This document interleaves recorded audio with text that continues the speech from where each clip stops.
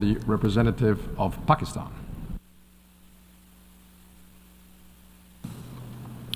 Mr. President, I am taking the floor to respond to the remarks delivered by the Minister for External Affairs of India earlier today.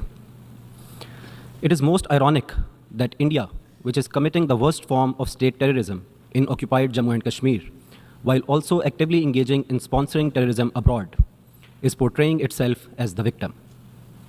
It is a familiar ploy of all occupiers and colonizers to paint legitimate struggles for freedom and liberation as terrorism.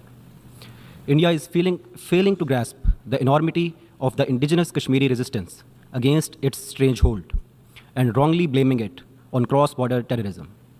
It must introspect and reflect and immediately implement the Security Council resolutions which provide for the Kashmiris to exercise their right to self-determination.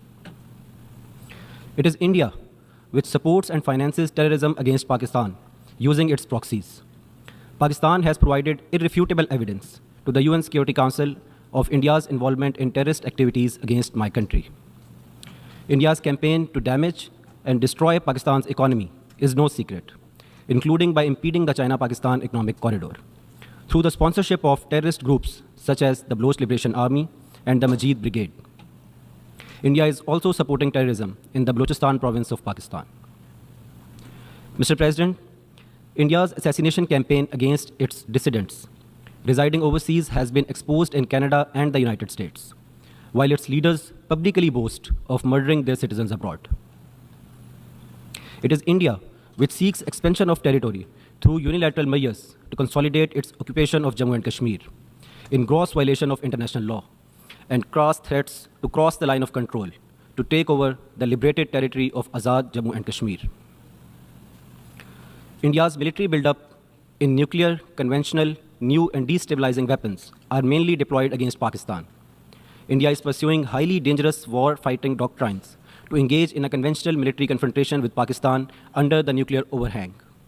This, despite the humiliation suffered by India during its last ill-advised military adventurism against Pakistan in February 2019, with 2 fighter jets lost and a captured pilot, who was released by Pakistan after Indian pleas. Mr. President, India's quest for regional hegemony is not limited to posturing against Pakistan only, but is also evident by its meddling in the internal affairs of Bangladesh, Sri Lanka, and Maldives. The hubris and the grandiose perception being harbored by India, coupled with its fast-growing aggressive military capabilities, are a clear and present danger for international and regional peace and security. India needs to be reined in before it's too late.